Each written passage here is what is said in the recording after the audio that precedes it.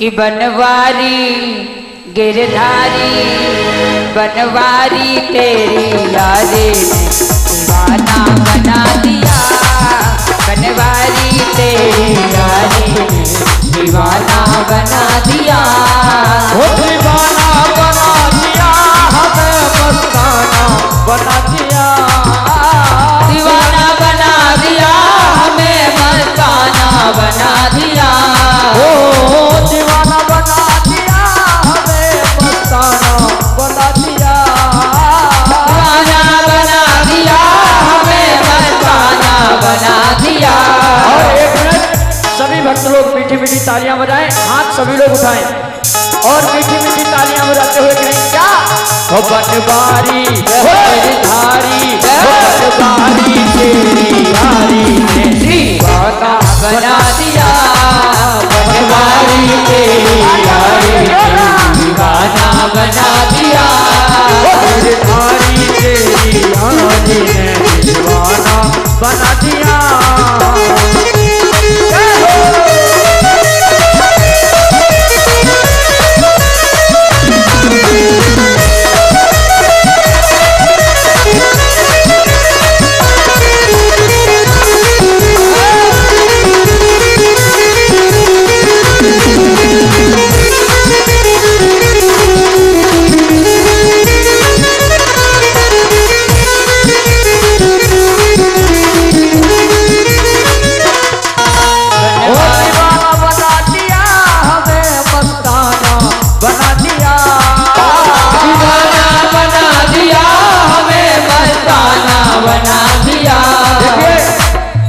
कुछ भक्त लोग चाय पी रहे हैं तो कुछ भक्त लोग तालियां बजा के साथ देते रहे।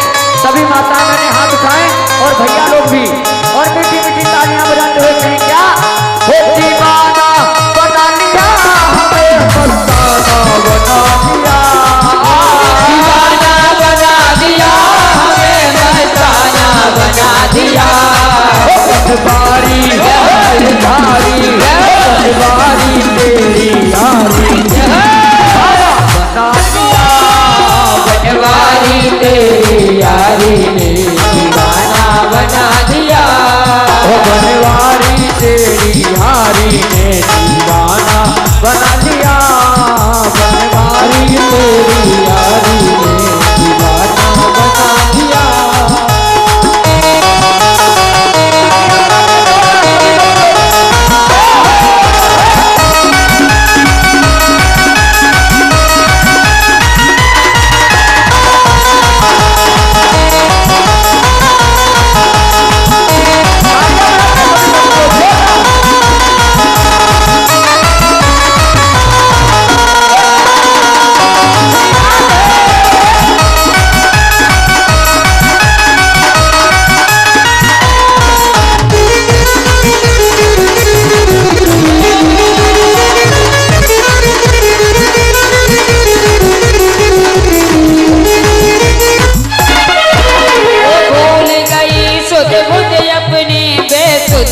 हो गई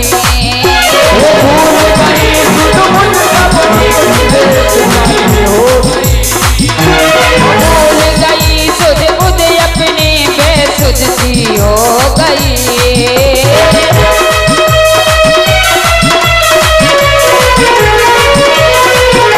वो अपने ही घर में रह करके घर सी हो गई। अपने घर में रह करके हो गई। तुम समा समा बना के दिल अपना परवाना बना दिया। समा बना के दिल अपना परवाना बना दिया। परवाना बना दिया तुझे दीवाना बना दिया। परवाना बना दिया तुझे दीवाना बना दिया। परवाना बना दिया तुझे दीवाना बना दिया। परवाना बना दिया तुझे दीवाना बना दिया। बनवारी गिरधारी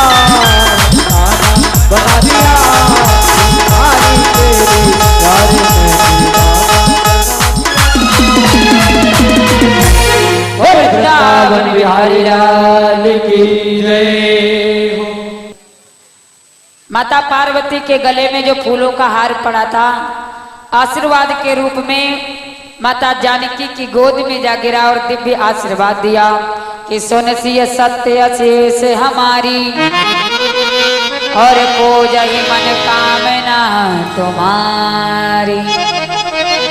सुंदर आशीर्वाद दिया कि जिस कामना के लिए आई हो वो कामना पूरी होगी।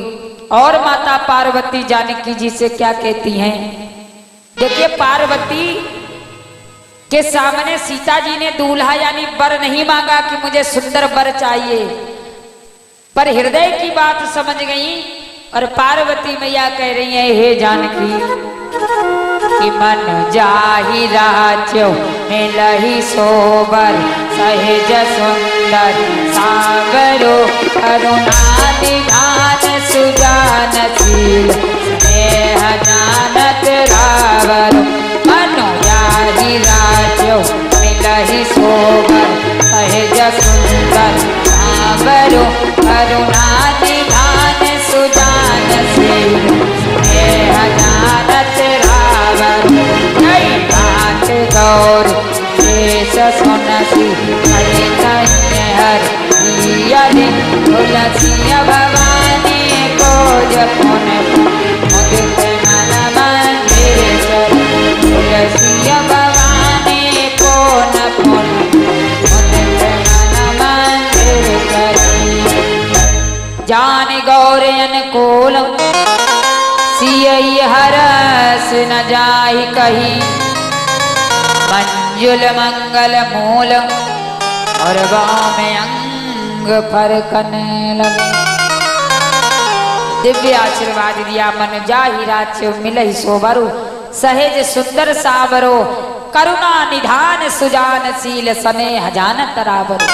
हे सीता जी, जितना प्रेम तुम राम जी से करती हो उतना ही प्रेम राम जी भी तुमसे करते हैं। और जो करुणा निधान भगवान का नाम पड़ा है, पार्वती जी ने सीता जी से कहा है कि आज के बाद तुम राम जी को राम नहीं बल्कि करुणा निधान कह करके बुलाओगी। इसीलिए हनुमंत लाल जब मुद्रिका लेकर के लंका में गए तो सीता जी से कहा सत्य शपथ करुणा निधान की। करुणा निधान नाम पार्वती जी ने सीता जी को दिया, सीता जी ने रामचंद्र जी को दिया। दिव्य आशीर्वाद लेकर के माता जानकी पुनः सखियों के साथ अपने महल में आई। इधर राम लक्ष्मण अपने गुरुदेव जी के पास पहुंचे। गुरुदेव ने दोनों को आशीर्वाद दिया कि सुफल मनोरथ होई तुम्हारे और राम लखन सुन भय सुखारे। राम और लक्ष्मण दोनों को आशीर्वाद दिया। राम और लक्ष्मण दोनों को आशीर्वाद क्यों दिया? क्योंकि राम जी को देखने सीता आई थी और लक्ष्मण को देखने उर्मिला आई थी वाटिका में, इसलिए राम लखन सुन भय सुखारे दोनों को आशीर्वाद दिया। इधर पुष्प लेकर के आए, गुरुदेव ने पूजा वंदन की। प्रातः काल महाराज जनक जी ने सतानंद जी से कहा कि जाओ राम और लक्ष्मण और विश्वामित्र जी को लेकर के आओ। सतानंद पद बंद प्रभु बैठे गुरु पही जायो। चलहु तात मुनि कहु तब पठवा जनक बुलाए। महाराज आप हमारे साथ चलिए, आपको महाराज जनक जी ने बुलाया है। उसी समय विश्वामित्र जी महाराज उठ करके श्री रामचंद्र जी के साथ कहाँ पधारे? महाराज जनक के महल में धनुष यज्ञ में विश्वामित्र जी जिस समय चले तो रंग भूमिया ये दो भाई, रंग भूमिया ये दो भाई, सोच सब पुरवासन पाए, सोच सब पुरवासन पाए।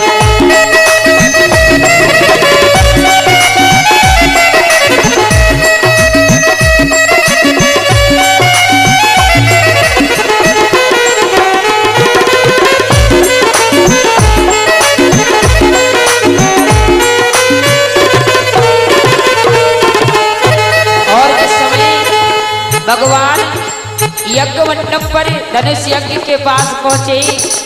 सभी राजा महाराजा विराजमान हैं। किसी को राम काल दिखाई दिए, क्योंकि महाराज जनक की सभा में राक्षस भी मानव शरीर धारण करके बैठे थे, देवता भी मानव शरीर धारण करके बैठे थे, रावण और बाणासुर भी दरबार में बैठा था। तो जिसकी जैसी भावना थी भगवान ने उसी भावना में दर्शन दिया। जो राक्षस बैठे थे उनको काल दिखाई दिए भगवान, जो भक्त बैठे थे उनको ब्रह्म दिखाई दिए, और जो वहां पर नारी पुरुष बालक बैठे थे उनको सखा दिखाई दिए। आज उसी भाव में भगवान ने दर्शन दिया।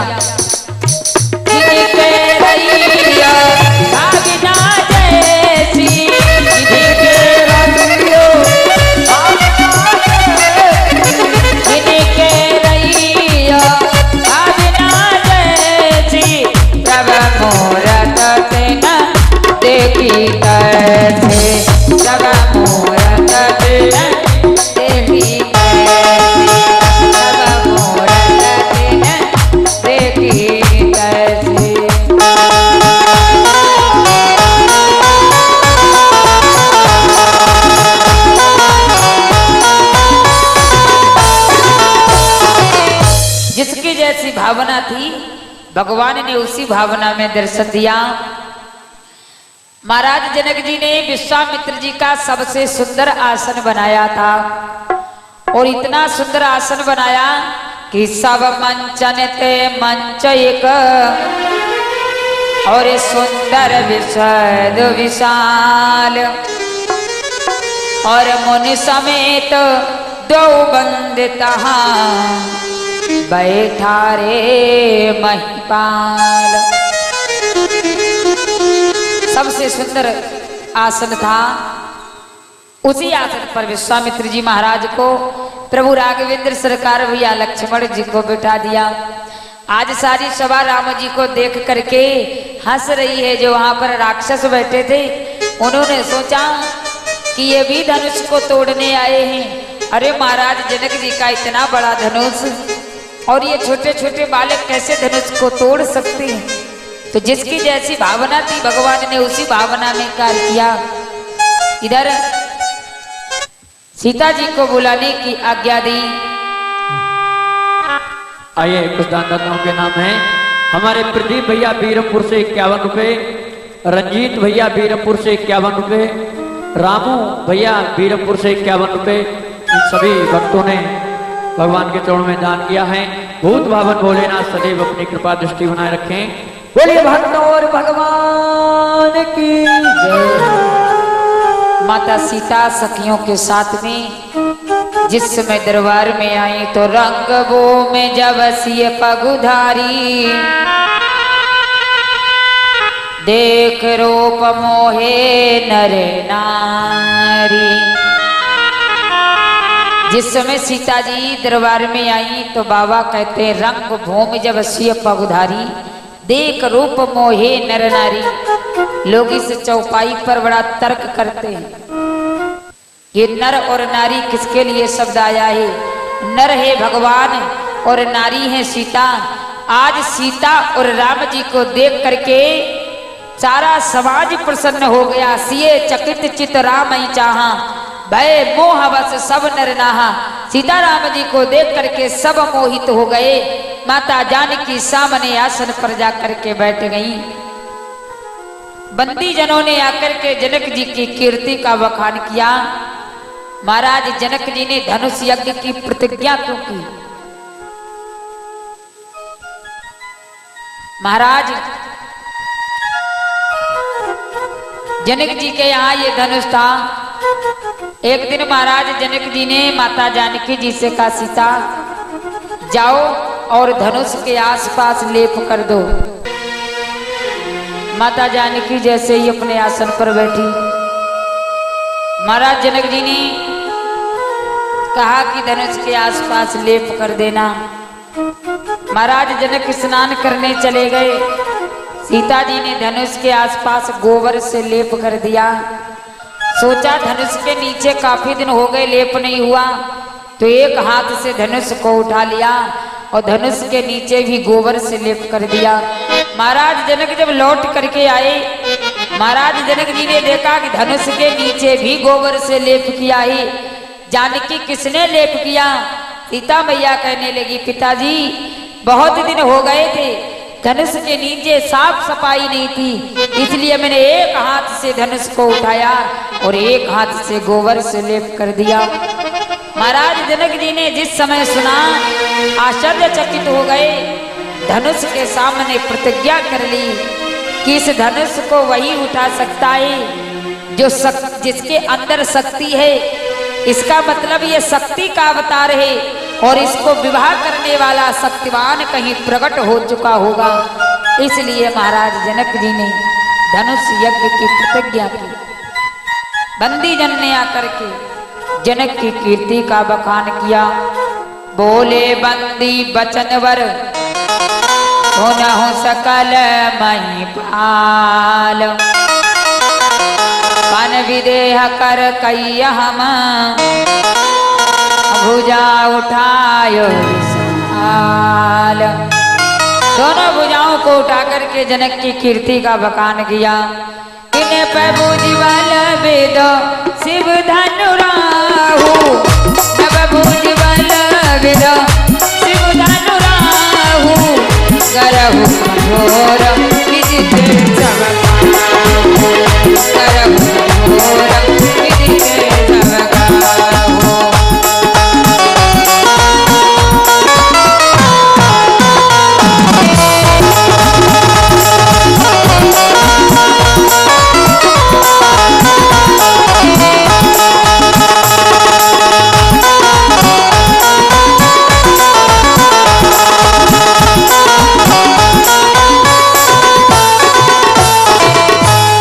बंदी जनों ने जनक की कीर्ति का बखान किया।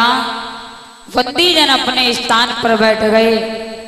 इधर राजा महाराजा सभा में विराजमान हैं। एक एक करके राजा आए। धनुष को उठाना तो दूर, धनुष को स्पर्श भी नहीं कर पाए। मानसकार कहते हैं एक एक साथ में 5-5 राजाओं ने धनुष को उठाया, पर धनुष किसी से नहीं हिला। मानो धनुष में जितना वजन है वो पृथ्वी मैया पकड़े हुए है। पृथ्वी मैया ने जो धनुष का वजन था वो पकड़ लिया था, क्योंकि पृथ्वी मैया की पुत्री है माता जानकी।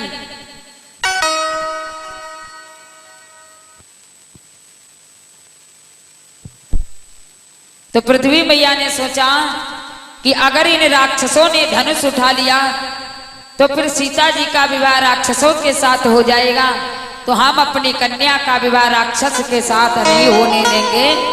इसलिए धनुष का वजन पृथ्वी मैया ने कस के पकड़ रखा था। एक एक करके राक्षस आए जो राजा का रूप बनाए बैठे थे। सभी आए पर धनुष को किसी ने उठा नहीं पाया। तो मानसकार लिखते हैं कि भूप सहेस 10 एक ही बारा, भूप सहेस 10 एक ही बारा, लगे उठावन कराए नगारा, लगे उठावन कराए नगारा, लगाई न सांप सरा शक्ति कैसे, लगाई न सांप कामे बचने सखी मनो जय कामे बचने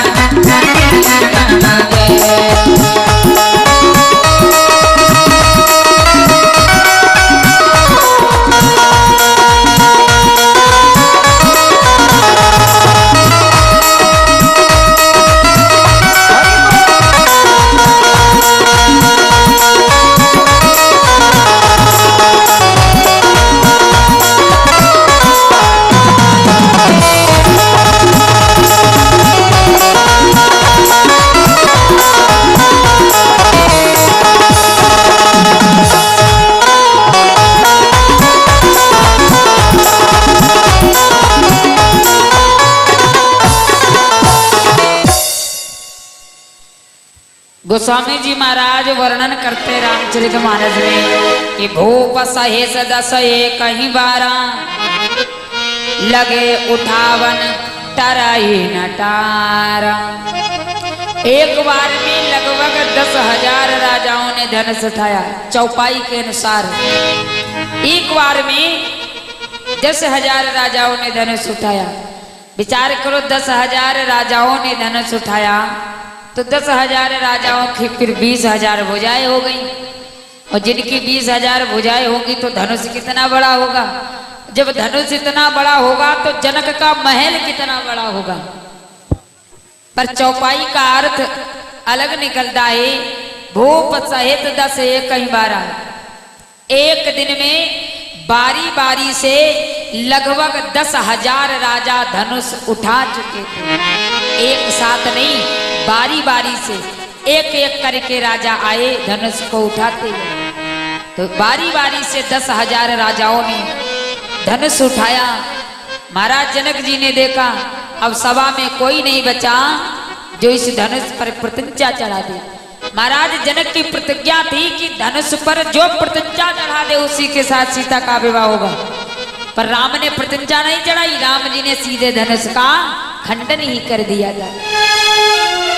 महाराज जनक जी ने सारी सभा को ललकार के कह दिया कि दीप दीप के भूपति नाना आए सुने हम जो पन उठाना। दीप दीप के भूपति नाना आए सुने हम जो पन उठाना। देव धनुज दर धनुष शरीर विपुल वीर आए